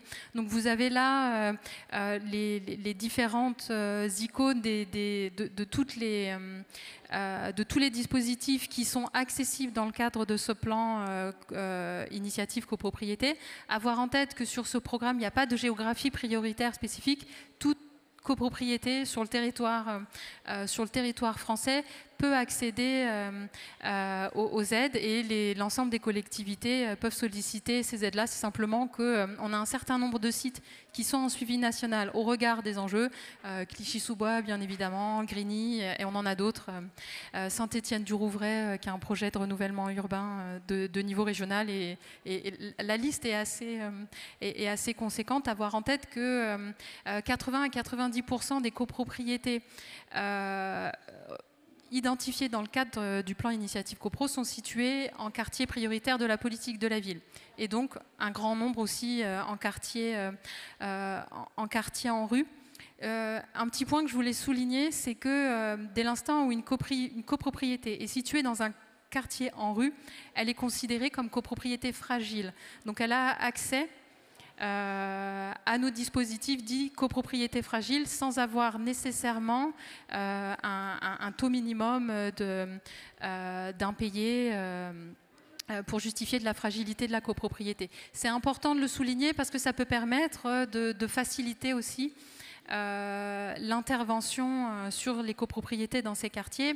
Je pense que personne ne me contredira sur le fait que dans le cadre du premier programme de rénovation urbaine, on est beaucoup intervenu sur le parc social. On a vu des rénovations des quartiers à 2 vitesses, avec le parc privé qui restait en retrait. Au moment du lancement du NPNRU, il y a eu une vigilance particulière entre les 2 agences, ANA et ANRU, sur l'identification justement de la problématique habitat privé, qu'il s'agisse de l'habitat ancien dégradé ou des copropriétés. Cependant, comme ça a été souligné depuis le début des échanges, l'intervention sur le parc privé, comme on a affaire aux propriétaires particuliers, c'est nécessairement plus long. Il faut engager les propriétaires, il faut vraiment... et quand on est dans le cas de copropriété, il faut obtenir la validation de l'ensemble des copropriétaires. Madame le rappelait tout à l'heure, il y a autant de copropriétaires que de décideurs sur un projet de travaux. Tout ça pour terminer, parce que je voulais essayer d'être quand même assez rapide, pour rappeler aussi la mise en place du réseau France Rénov'. L'ensemble des conseillers sont depuis aujourd'hui réunis à Angers pour les journées France Rénov' jusqu'à demain. L'idée, c'est d'avoir du coup un point d'entrée unique pour conseiller les particuliers sur tout leur parcours, tous leurs projets de rénovation ou d'amélioration de leur logement. La raison pour laquelle je voulais mentionner le réseau France Rénov' aujourd'hui, dans une journée en rue, c'est que on a un effort de coordination à faire entre, il me semble, les maisons du projet qui prennent place dans les quartiers de renouvellement urbain et les espaces France Rénov', justement pour pouvoir faciliter l'information auprès des propriétaires. Un guichet unique, par exemple. Un guichet unique. Comment ? Un guichet unique, par exemple, pour éviter de multiplier comme ça les entrées. pour les habitants? C'est l'idée en tout cas, c'est l'idée en tout cas de France Rénov', c'est d'avoir justement cette porte d'entrée unique qui va permettre d'orienter vers les différents dispositifs accessibles. Et j'en ai terminé, j'ai essayé d'être rapide. C'est extraordinaire. Est-ce que, juste une petite question, dans sa structuration actuelle et compte tenu des objectifs liés au réchauffement climatique, est-ce que l'ANA est prête à relever le défi? L'ANA, historiquement, contribue justement à ces objectifs de sobriété, de résilience. L'intervention sur le parc existant contribue de toute façon à l'adaptation au changement climatique. On sent que, voilà, que le niveau d'exigence, enfin les résultats qu'on va vous demander vont aller croissant. Alors, c'est pas de votre ressort, bien entendu. Je ne pense pas que vous n'avez pas été nommé avant cette table ronde ministre du Logement ou quoi que ce soit. Enfin, il ne me semble pas. Mais, voilà. Mais en tout cas, je veux dire, voilà, à l'évidence, vous allez prendre du volume. Il y a un chiffre que je voulais rappeler. J'ai complètement oublié de le faire au début de mon intervention. 80% du parc de 2050 de logements est déjà construit. Au sein de ce parc, que ce soit le parc social, que ce soit le parc privé, chacun a exprimé ici qu'on avait une diversité de qualité, de performance du bâti. Et depuis quelques années, et il me semble, en tout cas sous le précédent mandat, il y a une vraie prise de conscience de cet enjeu d'intervention sur le parc existant, et de plus en plus, les politiques publiques facilitent aussi cette intervention-là pour faire en sorte que sur le parc privé aussi, on puisse avoir cette montée en gamme, cette remise à niveau de l'ensemble de l'ensemble du parc de logement. Et au niveau de l'ANA, déjà avec la mise en place du programme Habiter Mieux, il y a une dizaine d'années, Habiter Mieux, du coup, c'est le programme sur la rénovation énergétique. On avait déjà des exigences en termes de niveau de performance et de gain de performance énergétique. Après, certains pourront dire que MaPrimeRénov', l'intervention par geste, c'est pas forcément ce qu'il y a de plus efficace. Et puis le baromètre Qualitel l'a montré aussi, hein, quand on multiplie les gestes, on est sur des rénovations globales et du coup sur des rénovations plus performantes. Avec MaPrimeRénov', on a quelque part amorcé la machine, on a mis en mouvement les propriétaires privés. Donc certains ont fait 1 geste, 2 gestes, 3 gestes. Il y en a certains qui ont multiplié les interventions. Maintenant, l'enjeu des prochains mois, des prochaines années, c'est de passer d'une intervention par geste à une intervention plus globale pour aller vers des rénovations performantes. Après, il faut pouvoir s'adapter aussi aux revenus des ménages, et il faut pouvoir travailler aussi sur des parcours de travaux qui permettent de viser une rénovation globale par étapes. Donc réintroduire les conditions de ressources ? Pardon ? Réintroduire les conditions de ressources, par exemple ? Côté ANA, systématiquement, on a des conditions, on a des conditions de ressources. On n'a que sur MaPrimeRénov' où on peut apporter des aides à l'ensemble des ménages. Bien évidemment, sur les ménages supérieurs, les aides sont quand même moins intéressantes que pour les ménages modestes et très modestes, mais c'est logique. Jean-Benoît a le micro, donc vous avez la possibilité de poser un certain nombre de questions. Si vous le souhaitez, donc on va un peu éclairer la salle pour voir s'il y a des doigts qui se lèvent. Si c'est pas... Si, non ou pas? Ah non, on se cache du soleil, on se cache en fait. Je croyais que c'était les doigts qui se levaient, mais on se cache de la lumière. Est-ce que vous souhaitez poser une question à nos intervenants ou pas? Est-ce que, en attendant, parfois c'est un peu diesel, les questions ne dévalent pas mais elles arrivent vers la fin. Est-ce que, au contraire, vous aimeriez, vous posez-vous un certain nombre de questions par rapport à ce qui s'est dit? Est-ce que vous aimeriez prolonger? Ah ça y est, c'est arrivé, oui. C'est un métier, beaucoup de torticolis. Madame, bravo. Oui, bonjour, Amandine Rio, je travaille à la ville d'Orly. Je voudrais juste connaître le montant sur la réhabilitation de la tour des Poissonniers au logement. Ben oui, parce qu'on n'a pas eu le temps de parler de financement. Le montant en phase esquisse, il s'élève à 23 millions d'euros. Et aujourd'hui, on est en phase APS. Et donc, c'est un montant, au vu de la conjoncture, qui va probablement être réinterrogé. Voilà. Par logement. Donc, au logement, en fait, à la surface utile, on est à 3 945 euros. Voilà.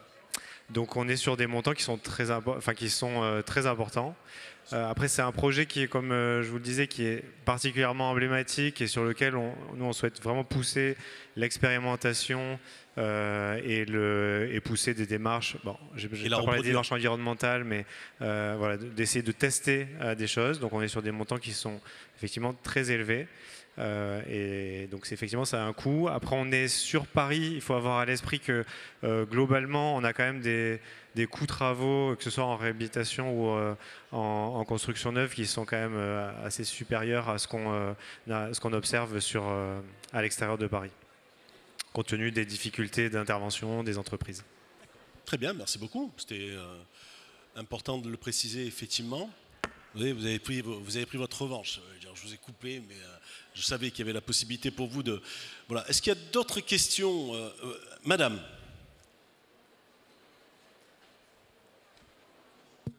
Oui, bonsoir. Pourriez préciser le montage contractuel qu'il y a eu entre Batigère et les propriétaires de la copropriété pour réaliser les travaux et les études? Batigère allez-y, parce qu'on a quelques difficultés. Voilà. Entre les copropriétaires et Batigère.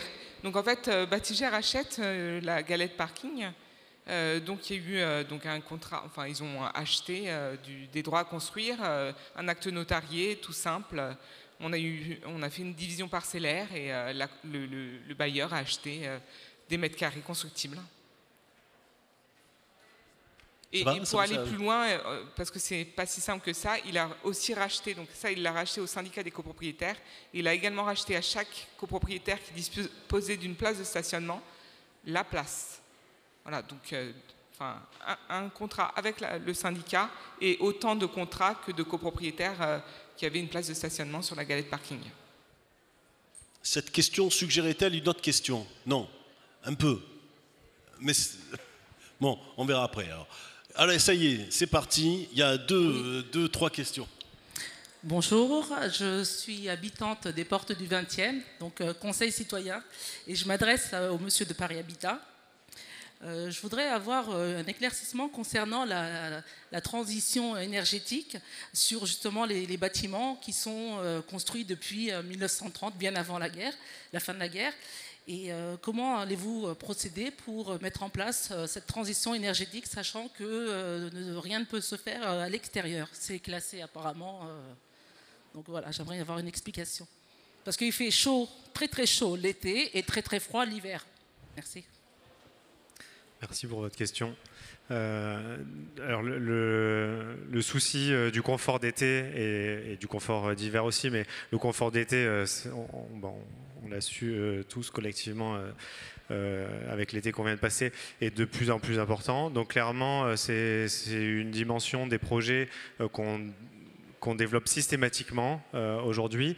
Après, comme je le disais tout à l'heure, on n'a pas de recettes et de démarches qu'on applique de manière systématique sur chaque projet, sur chaque patrimoine, mis à part le fait que systématiquement, on va se poser la question de manière globale de la manière d'intervenir sur le patrimoine. Donc effectivement, sur Paris, on a beaucoup de patrimoine sur lequel on a des protections, des monuments historiques ou de la commission du Vieux Paris qui vont faire que on ne va pas pouvoir intervenir par des isolations par l'extérieur.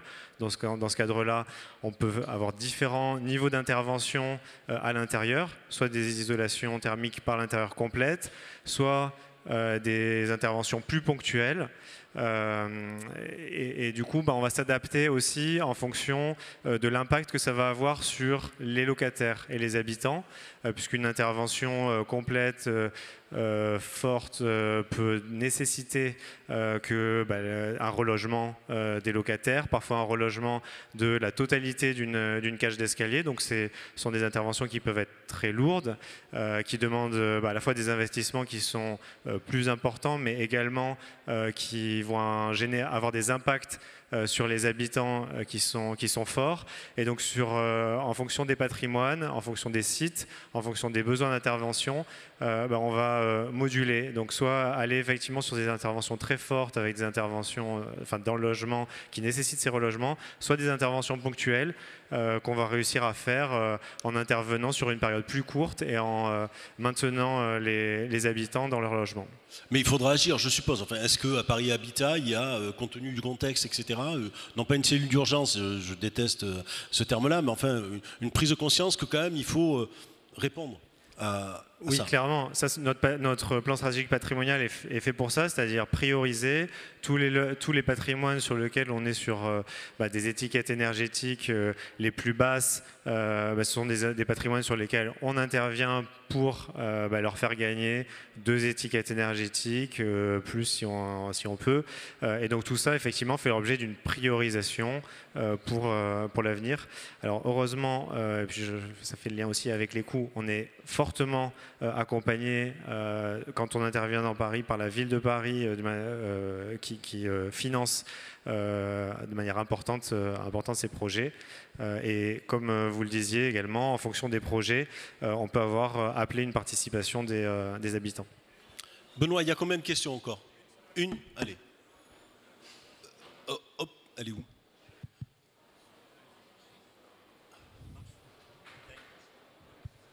Oui, bonjour, Paul Lévy de la DRIL Val-de-Marne, donc délégation territoriale du Val-de-Marne, où Paris Habitat possède un parc de en gros 9000 logements, donc on se réjouit des capacités financières de Paris Habitat pour financer des réhabilitations dans ce département.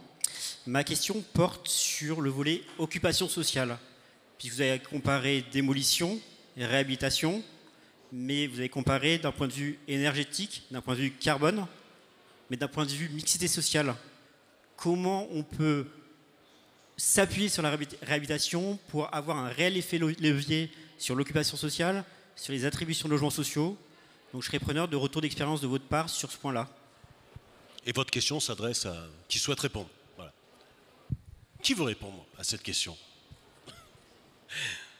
Allez, monsieur Mouillet, oui. J'ai l'impression que ça m'était adressé quand même. Un petit peu. Alors la question, en fait, je pense qu'elle a des réponses qui sont différentes. Par exemple, sur le projet de Tour des Poissonniers que je présentais, le sujet, c'était justement de faire en sorte d'aller trouver d'autres usages pour la tour. Donc l'ensemble des ménages qui habitaient cette tour, qui c'était une tour de logements familiaux, ont été accompagnés pour les reloger dans des logements qui étaient quand même plus adaptés, parce que là on a quand même le boulevard périphérique et un état technique de la tour qui rendait quand même complexe le maintien de cet habitat en logement familial. Après, pour ce qui concerne les opérations de réhabilitation, quand on a des programmes sur lesquels il y a un relogement des ménages, ce qu'on garantit aux ménages, c'est quand même de pouvoir revenir dans leur logement. Alors, ça peut être spécifié, vraiment leur logement de manière très identifié, ou alors un logement dans le cadre du programme si jamais il y a un besoin de pouvoir de cohabiter ou alors que le logement n'est pas adapté à la configuration du ménage. L'inverse. Bon, bref. Après, du coup, en fonction des sites, on peut avoir, par exemple, sur l'ensemble de la Porte des Poissonniers, sur le secteur Charles-Hermite, qui fait partie du secteur NPNRU, la cité Charles-Hermite, on a une vacance qui s'installe avec la préparation des interventions et de la réhabilitation. Donc forcément, on aura à la fin du programme des logements qu'on va attribuer à des ménages qui n'étaient pas des ménages présents sur le site. Donc oui, la question elle va se poser à ce moment-là de construire une politique pour attribuer ces logements. Alors la manière dont ça se passe sur les projets, c'est que on est en échange avec la collectivité pour pouvoir essayer de choisir ce qui est le plus adapté et de définir ce qui est le plus adapté pour chaque site. Merci Monsieur Mouillon pour votre réponse. Je regarde Benoît, je pense qu'on arrive au terme. On a encore une question, c'est ça? Allez, je devine votre silhouette là-bas, Benoît. Voilà. Monsieur.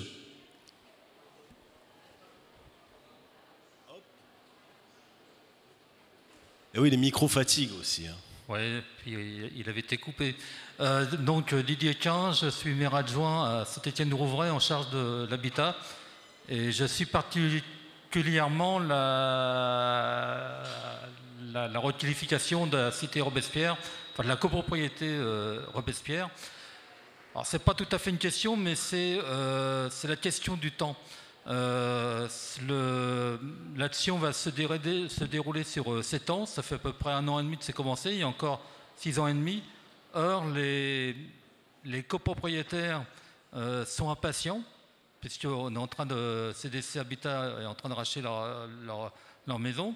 Les habitants, leur appartement, les habitants de Saint-Étienne périphérique sont aussi impatients de voir disparaître ces immeubles qui sont devenus des immeubles où, on va le dire comme ça, où le non-droit est présent, où les gens qui habitent et qui sont logés par des marchands de sommeil sont en grande difficulté. Donc la question, ce serait comment peut-on accélérer le temps? Alors malheureusement, il n'y a pas de recette magique. Je pense que toutes les collectivités qui sont confrontées aux questions de copropriété fragile et dégradée constatent ce temps long. Effectivement, il faut réussir à mobiliser aussi un certain nombre d'opérateurs. Vous avez cité CDC Habitat. D'autres bailleurs interviennent aussi, que ce soit en partage massif pour racheter l'ensemble des lots, ou en partage ciblé quand on est sur des copropriétés où on peut viser un redressement, et du coup l'intervention d'un bailleur, l'entrée d'un bailleur dans une copropriété permet aussi de faciliter le redressement. Malheureusement, on n'a pas de recette magique pour faire accélérer le temps, mais c'est bien un vrai point de difficulté sur l'intervention sur le parc privé. Oui, je confirme. Effectivement, on constate, à contrario, que le temps glisse, malheureusement, et que les projets qui étaient annoncés à 7 ans prennent malheureusement plus de temps que ça.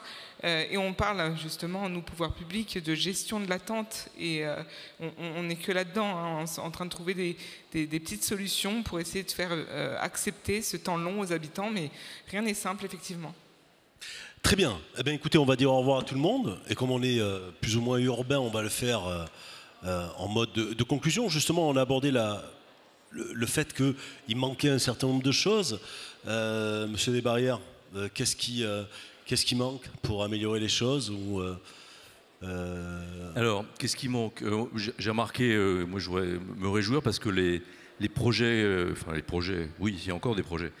Mais ce qui a été exposé aujourd'hui est plutôt remarquable en termes de qualité, d'investissement et d'approche globale et multicritère. Le baromètre bat. Par rapport à ce que je disais tout à l'heure, donc bravo. Ceci étant, on a un enjeu, tout le monde le connaît, qui est l'enjeu de construire et de rénover bas carbone. Et donc par rapport à la question qui se pose, je construis, je rénove, oui, la rénovation sera toujours de ce point de vue le meilleur choix.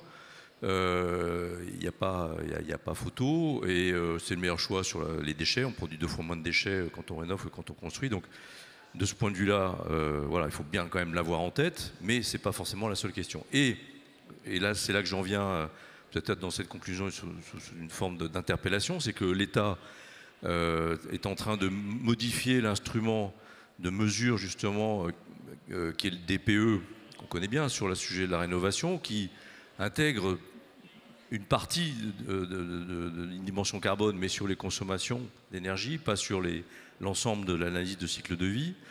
Et cette modification, donc, qui va bientôt concerner le label, ce qu'était le label BBC Rénovation, elle pose quand même question aujourd'hui Et là, je rebondis sur l'excellent exemple de la copro des pommiers où vous avez effectivement réalisé une simulation thermique dynamique pour avoir une vraie connaissance et une notion précise de la performance énergétique du bien avant et après.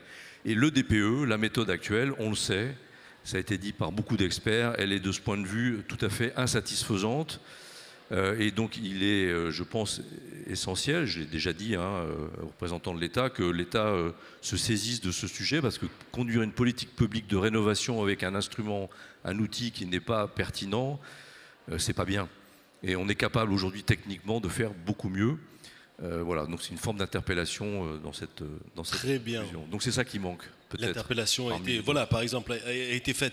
En plus ramassé, Virginie Thomas, donc responsable du programme PUCA Réa, quel est votre trou de raquette favori à vous? Mon trou dans la raquette favori, j'en ai plein, ils sont effectivement très très longs. Je dirais que nous on est là pour créer in vivo les conditions de réalisation qui nous montrent et qui nous mettent en lumière ces trous. C'est un changement de monde parce qu'on est quand même confronté, je prends le cas d'opérations un peu mixtes sur lesquelles vous avez travaillé. Bon, là on se rend compte qu'il y a des fois on n'a même pas du tout d'outils et qu'on les invente et qu'on les expérimente. Et évidemment, il faut qu'ils soient un peu dupliqués avant qu'on puisse les intégrer et mesurer leur implication dans le cadre de politiques nationales s'ils sont déployés. Mon trou dans la raquette, c'est pas ce que j'avais prévu en forme de conclusion. Je vais quand même le faire, je vais donc vous en faire deux. C'est celui aussi du développement de l'offre de matériaux industriels pour mener ces politiques plus environnementales. On est face à un enjeu d'échelle, on est face à un panier de solutions. Moi, il me semble qu'aujourd'hui, il nous manque aussi un peu de solutions ou de déploiement d'offres industrielles innovantes dans lesquelles on pourrait expérimenter... Elles existent? Pas que. Pas que. Non, je pense qu'on a encore un très très fort potentiel de développement industriel de l'offre matérielle pour la réhab. Je pense qu'il y a plein d'idées qu'on n'a pas encore eues. Il y a plein d'idées qu'on n'a pas encore eues, il y a plein de cadres dont on ne dispose pas encore aujourd'hui pour pouvoir accompagner ces dynamiques. Moi je dis qu'il y a encore du potentiel là-dedans. Alors, en forme de conclusion, mais je vais aller encore plus loin et très vite parce que vous me faites les gros yeux, mais je vais rebondir sur le titre de votre atelier. L'enjeu du durable aussi, il me semble, c'est qu'il perdure. C'est pas qu'il soit durable à l'instant T, c'est aussi la question de la gestion de la qualité sur le temps long. Aujourd'hui, si je me réfère aux stratégies des bailleurs, ils ont des outils de gestion courante, ils ont des outils de gestion à court terme, ils ont quelques outils de gestion à moyen terme comme les PSP. Moi, il me semble qu'il y a un enjeu majeur qui est sur la gestion de la donnée. On est passé dans l'ère de la dématérialisation. On produit à l'occasion des rénovations, des réhabilitations, quelles qu'elles soient, énormément de données, de connaissances qu'on n'avait pas il y a 10 ans pour mener les premières OP. Et moi, il me semble qu'il y a un enjeu majeur à interroger la stratégie qu'on va mettre au service des missions de gestion du patrimoine, qu'ils soient sociales ou privées, face à ces nouvelles connaissances qu'on va pouvoir conserver et se servir plus intelligemment pour justement, peut-être dans 30 ans, pas repartir dans les pérégrinations qu'on rencontre aujourd'hui. Nicolas Mouillon, qu'est-ce qui se dit le lundi matin au COMEX de Paris Habitat? Alors moi je vais parler de ce trou dans la raquette. On parle de financement, puisque comme on l'a abordé, les opérations coûtent cher. Et donc on a besoin de financement. Aujourd'hui on voit qu'on a des outils quand même pour financer les opérations de réhabilitation. Comme je disais, on est très accompagné. En revanche, quand on aborde en fait des changements d'usage, et typiquement c'est le cas sur la tour des Poissonniers, où on va passer de logements familiaux à du logement spécifique, ça devient plus compliqué. Et donc aujourd'hui, en fait, imaginer des outils et des modalités de financement pour accompagner ces changements d'usage, évidemment quand il y a une raison de le faire, je crois que ça manque. Peut-être imaginer de faire en sorte de re-questionner d'aller vers un déconventionnement des logements, pourquoi pas, que ce soit pour cette bascule, logement familial, logement spécifique, peut-être aussi pour aller sur des logements de type en bail réel solidaire, en tout cas accompagner les changements d'usage entre catégories de logements. Jessica Brouard-Masson, de votre côté, l'ANA dans 10 ans, ça sera la même chose? L'ANA sera toujours l'agence qui accompagne les propriétaires dans l'amélioration de leur habitat dans toutes ces dimensions. Le trou dans la raquette, moi ce que je voudrais souligner, c'est, mais pour rester dans le prolongement de ce qui vient d'être dit, c'est sur la question du financement. Et il y a vraiment encore un chemin à parcourir pour accompagner les ménages dans le financement de leur reste à charge. Je pense qu'aujourd'hui, le réseau bancaire pourrait être un petit peu plus dynamique et engagé sur le financement du reste à charge pour les propriétaires. D'accord. Et donc, dernière intervention avec...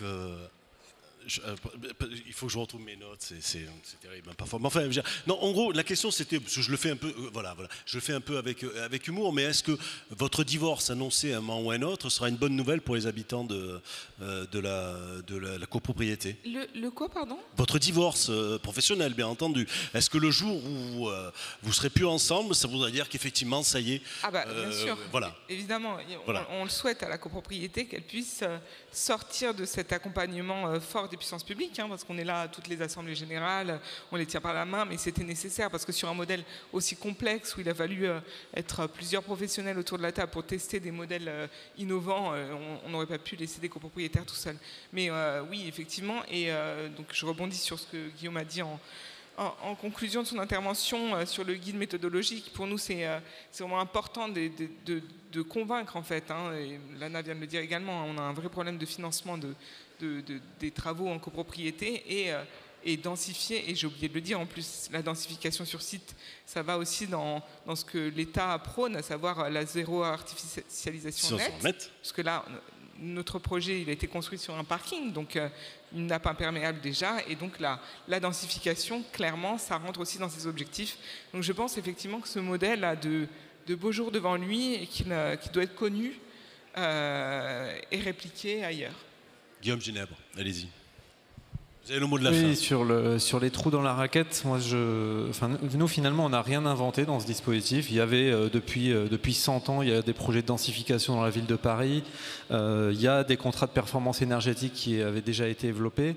Nous, on a combiné des innovations existantes et on les a appliquées sur des copropriétés dégradées. Donc ma recommandation, c'est plutôt, on a déjà beaucoup de choses dans nos boîtes à outils, mais par contre, ces outils ne sont pas forcément bien connus.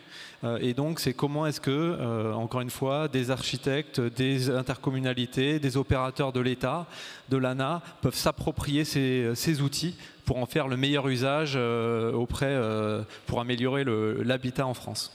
Merci beaucoup, mesdames, merci beaucoup, messieurs, pour ces interventions. Merci au public d'être intervenu. Et si j'ai bien compris, Benoît, il y a un petit rendez-vous festif, c'est ça, hein, donc voilà. Alors, oui, il y a un petit cocktail dehors, mais avant ça, il faut aller récupérer vos affaires au vestiaire avant que les hôtesses partent.